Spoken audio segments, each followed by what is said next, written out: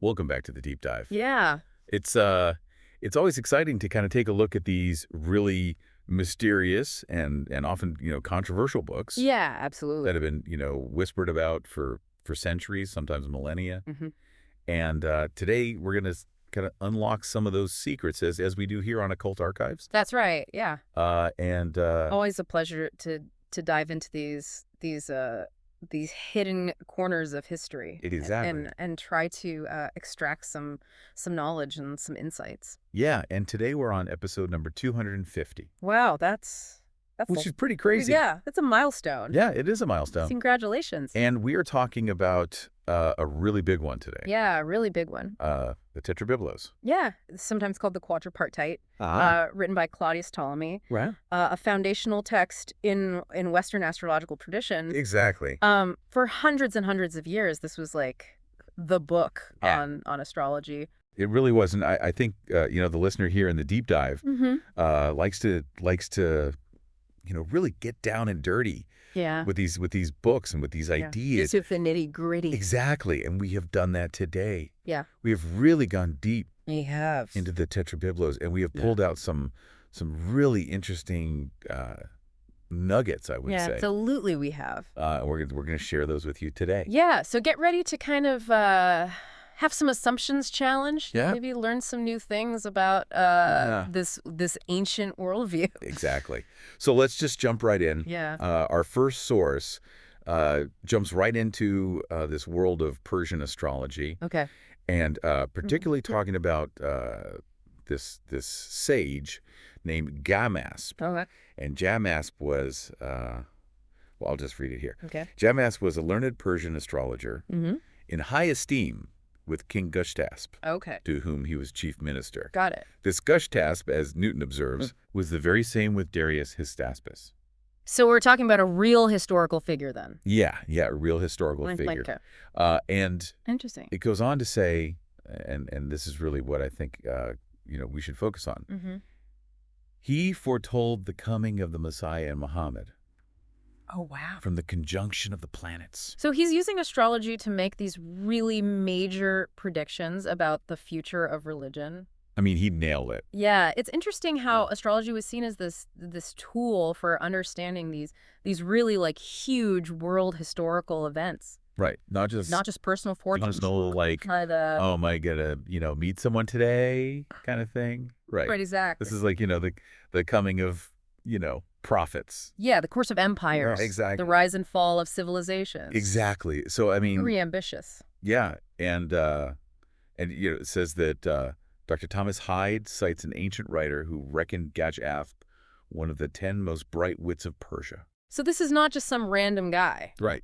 He was a respected figure Yeah, in his time. exactly. And he left behind him a collection of prophecies called Judicia Gemaspis, wherein he foretold not only the coming of Christ and Muhammad, but also the declension of the Magian sect. Wow. But- So he saw the decline of his own religious tradition as well. Yeah. That's pretty remarkable. It is remarkable, and I think what's really interesting here is Yeah. the fact that this wasn't just a one-off thing that someone said and then everyone forgot about. Right. It says here there's an Arabic version of this book Mm-hmm. written about the year 1280, Oh, wow. as we learned from the preface. Okay. This is something that people were still talking about or writing about, Right. hundreds of years later. Hundreds of years later, yeah. So it really speaks to, I think, the power of these ideas. Yeah, and the influence that Djamas had. Absolutely. I mean, for his prophecies to be copied and translated and circulated for that long Right. really says something. And this wasn't just like a Persian Right. thing, like this Right. idea that, Yeah. these big planetary conjunctions could foreshadow these huge sure. religious changes. Yeah. It also, pops up in Western thought. Exactly. Cardan was a big believer in this. Right. Cardan was a very famous mathematician and an astrologer. Yeah. And he also believed that you could see the rise of religions foretold in the stars. And it says that Cardan ascribes the very same prediction to Zoroaster, Oh, wow. which was the master of Janasp.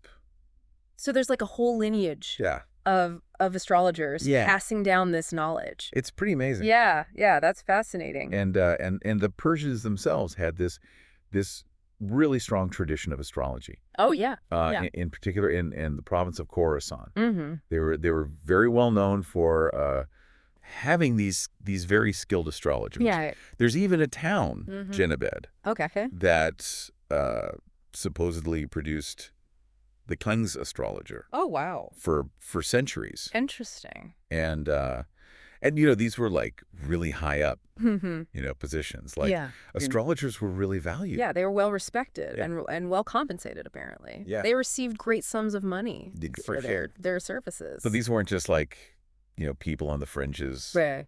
of society. Yeah, these were people who were They were sought after. in positions of power. Exactly. And had a real impact Yeah. on decision making. Exactly. So Yeah. now let's move on to Another another really interesting prediction, this time about the birth of Christ. Okay. And this one's attributed to Almagest of Balch. Almagest. Okay. And, well, let's read it here. Okay.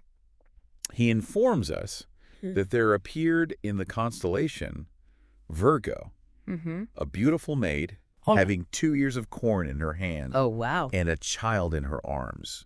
Interesting imagery. Right. Very specific. Yeah, and this is what you know, Almagest had to say about it. Okay. Aben Ezra tells us that Almagest called this virgin a Drinadepha, that is the pure virgin, Okay. and that she had a son called Izi, or Jesus. Wow. And this was to come to pass in the land of the Hebrews. So he's basically saying that this celestial image Yeah, is a representation of the birth of Christ. exactly. That's pretty remarkable. And this image was so powerful that it convinced no less than Albertus Magnus Oh, wow. that Christ was actually born under the sign of Virgo. Interesting. Yeah. And Cardinal Aleac even made use of Almagest's description to erect a scheme of Christ's nativity. So they're actually using this ancient astrological text to try Right. to determine the exact time and circumstances of Christ's birth. Right.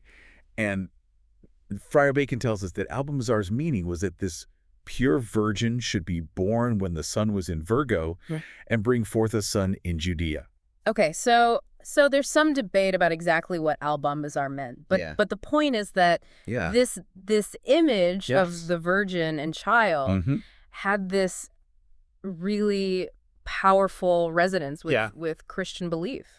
Exactly. And it shows how easily, Mm-hmm. you know, these astrological descriptions could be like woven into existing religious narratives. Right, that could be interpreted through a religious lens. Exactly. And used to support or to understand religious beliefs. Okay, so I think that brings us to a really important point. Okay. Which is, you know, the historical context and defense of astrology. Right. It's really easy for us in the 21st century to kind of just dismiss astrology outright.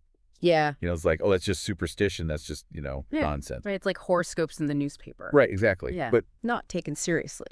this text that we're looking at here really offers a different perspective It does. on that. Yeah. It really tries to like vindicate this ancient belief. Right. The translator is not necessarily saying that astrology is a science in the way that we understand it today. Right. But he's saying that we need to understand it in its historical context. Yeah. And that for centuries, this was considered a legitimate and an important field of study. And not just by, you know, uneducated people. Yeah. This was like... It was practiced by learned people, by scholars, by people in positions of power. He uses this really interesting analogy. Yeah. He compares, you know, modern critics of astrology to crows and daws pecking at an animal brought down by eagles. That's a pretty harsh analogy. Yeah. So he's saying that astrology was this powerful force that was brought down by, you know, the rise of other sciences. Exactly. And that the people who are criticizing it now are just kind of picking at the scraps. Exactly. And he even takes a little jab at Voltaire. Oh, does he? Yeah. What does he say? Well, let me find it here. Okay. He says, as to Voltaire's criticism, it proves nothing. Okay. But that this lively and ingenious writer did not understand the subject on which he wrote. So he's basically saying that Voltaire was out of his depth. He was. When it came to astrology. He was out of his depth. Okay. And I think what's really fascinating here is that, you know, this translator really seems to admire Yeah. the ingenuity and contrivance Okay. of astrology. So he's recognizing that there's a real complexity Yeah. to this system. It's not just some, Yeah. random Right. hodgepodge of ideas. Yeah, it's a carefully constructed system of thought. He actually says 1,000 years was the reign of astrology. Wow. And during that time, the other sciences were in their infancy. So it's like astrology was the dominant Yeah. intellectual framework for Yeah. understanding the world. For a long time. Yeah. And so, to just kind of dismiss it outright Right. is to really ignore, Yeah. a huge part of our Of our intellectual history. intellectual history. Exactly. Exactly. Yeah. So how did this Tetrabiblos, Mm-hmm. from so well-known and influential in Europe? Okay, good question. Well, we have a section here on its publication history. Great. So the first English translation Mm-hmm. was published in 1701. Okay. It was called the Quadripartite, Okay. but obviously it had a much longer history Right. in other European languages before that. Yeah. And this book, Bibliotheca Graeca by Fabricius, Okay. gives us a ton of information Mm-hmm. about the different Greek and Latin editions. So, for example, we have Joachim Camerarius. Okay. He published a Greek edition in 1535, Mm-hmm. as well as a Latin translation of the first two books. Okay. And then even earlier than that, Yeah. we have a Latin version printed in Venice in 1493, Oh, wow. which was actually translated from Arabic. Interesting. So it went from Greek to Arabic Yeah. and then back to Latin. Yeah, That's quite a journey. it is. And this translation was done Uh-huh. at the request of King Alfonso of Castile. Oh, wow. So this was like Yeah. a royal commission to Yeah. have this book translated. It really shows you how Yeah, important these ideas were it does. to people at the time. Yeah. And then we have Philip Melanchthon. Mm-hmm. He also published an edition, Okay. and he claimed that he corrected Mm-hmm. many errors Mm-hmm. in Camerarius' version. So there was like this ongoing process of Yeah. scholarship and refinement. Exactly. And then there were other Latin translations by Aegidius Tebaldinas Okay. and Antonius Gogava, Got it. appearing in various European cities Uh-huh. throughout the 16th and 17th centuries. So it's clear that this book was Yeah. being widely studied and circulated. Exactly, and not just read. Right. Yeah. People were really engaging with it. Yeah. We see commentaries Mhm. by people like Hieronymus Cardanus Oh, wow. and Georgius Vele. Yeah. So these are prominent intellectuals Yeah. of the Renaissance who Yeah. are taking the time to Yeah. write commentaries Mhm. on this ancient astrological text. And then, This is pretty amazing. yeah, and Vele's commentary even mentions Mhm. Nicepsos and Pitasiris, Okay. who, Who are they? they're these ancient figures Okay. who are traditionally credited with being like Oh, the first people So like the founder. to articulate Yeah. the principles of astrological prediction. Okay. So we're going back Way to the roots of the tradition here. Yeah, way back. Wow, that's fascinating. And even Proclus's paraphrase of the Tetrabiblos Mm-hmm. had its own publication history. Okay. Melanchthon published a Greek edition, Mm-hmm. and Leo Laelius created a combined Greek and Latin version. Interesting. Yeah, so this paraphrase basically, further disseminated Ptolemy's ideas, Right. but then with Proclus's own, Mm-hmm. philosophical interpretation. Right. Kind of adding his own spin on it. Exactly. Interesting. So by the time someone in Europe Mm-hmm. might have encountered this text, Yeah. the Tetrabiblos had already gone through Right. this huge, complex journey Of translation. of translation, Adaptation. adaptation. Yeah. Yeah, it's not just like a straightforward, Right. here's the original text Mm. kind of thing. It's been filtered Yeah, it's been through many lenses. many lenses. For many cultures. Exactly. So let's get to the core Okay. of the book itself. Yeah, let's dive into Ptolemy's ideas Ptolemy's ideas. about how the stars and planets actually influence our world. So the Tetrabiblos argues Mm-hmm. that the stars and planets Okay. exert a real physical influence Interesting. on what Ptolemy calls the ambient. The ambient? What is that? Yeah, it's basically the atmosphere Uh-huh. surrounding the Earth. Got it. So he's saying that the stars Yeah. and planets Mhm. aren't just like these distant lights. Right. They That- actually have a physical effect Yeah. on the Earth's atmosphere. and that these Okay. brighter bodies of heaven, Mm-hmm. as he calls them, Yeah. are not just inert, Okay. their Right. movements Yeah. and configurations Mm-hmm. actually cause changes in the atmosphere. Like what kind of changes? Like heat, wind, storms. Okay, so these are all things that we experience here on Earth Right. that he's attributing to Yeah. celestial influences. And he says these changes then have a direct impact on everything here on Earth.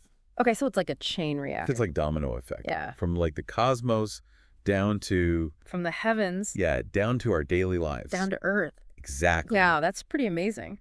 And he doesn't stop there. Okay. He goes on to say that this influence extends even to the very beginnings of life. What do you mean?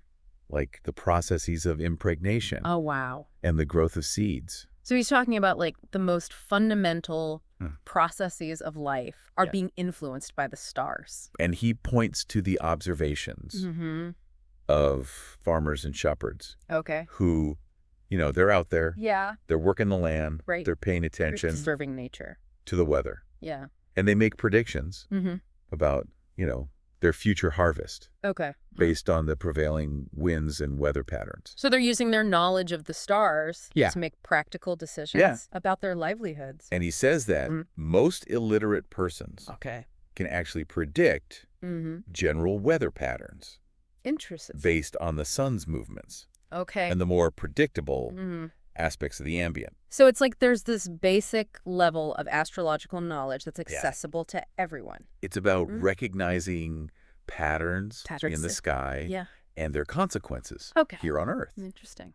And he even says that there is a possibility of prescience through astronomy. Prescience. So like being able to see the future. Yeah, a kind of foresight. Okay. Particularly in relation to these general cyclical events like the changing seasons. Right. He gives examples of people preparing for summer and winter, or sailors using the fixed stars to anticipate dangerous weather conditions. So again, very practical applications of this knowledge. Exactly. Yeah. But then he kind of grapples with this question of why is it so hard to predict specific events? Right. Like if astrology is so powerful, why can't we just predict everything that's going to happen? With certainty. Yeah. And he says that it's because of the sheer complexity of these celestial influences and the need for incredibly precise observation. Yeah, it's not just about looking up at the sky and saying, oh, there's Jupiter. It's about understanding the very specific positions and relationships of all the celestial bodies. And he also says that, we have this human tendency to focus on one factor while overlooking others that might counteract it. So it's like we see what we want to see sometimes. Yeah. And he's not saying that astrology is this foolproof method of predicting everything. He recognizes that there are limitations to even the most sophisticated astrological interpretations. So he's being realistic about the limits of this knowledge. So next he dives into the planets themselves. Okay, let's talk about the planets. Yeah, and their qualities. Okay. So he says Saturn is cold, Mars is dry, Jupiter's temperate, tending towards warm and moist. Okay. Venus is also temperate and moist. And Mercury is variable. Meaning it can be dry or moist, depending on its relationship with other celestial bodies. So each planet has its own unique kind of flavor that it brings to the table. And these qualities are really essential to understanding how each planet influences the ambient. Right. And then ultimately, events here on Earth. And then he also talks about masculine and feminine qualities of the planets. He says that the Sun, Jupiter, Mars, and Mercury are masculine. And primarily associated with moisture. Okay. And the Moon and Venus are feminine. And also primarily moist. Interesting. And it's important to remember that, when he's using these terms, he's not talking about gender in the modern sense. He's talking about inherent qualities. The sun is active. It's radiating energy. It's expansive. Yeah, so that's kind of like a masculine principle. Whereas the moon is more receptive. It's reflecting light. It's more passive. Okay, so it's more of a symbolic understanding of masculine and feminine. And then he says that the blending of all these planetary qualities within the ambient is what creates all the variety that we see in the world around us. So it's not just like one planet dictating everything. Yeah. Expert speaker.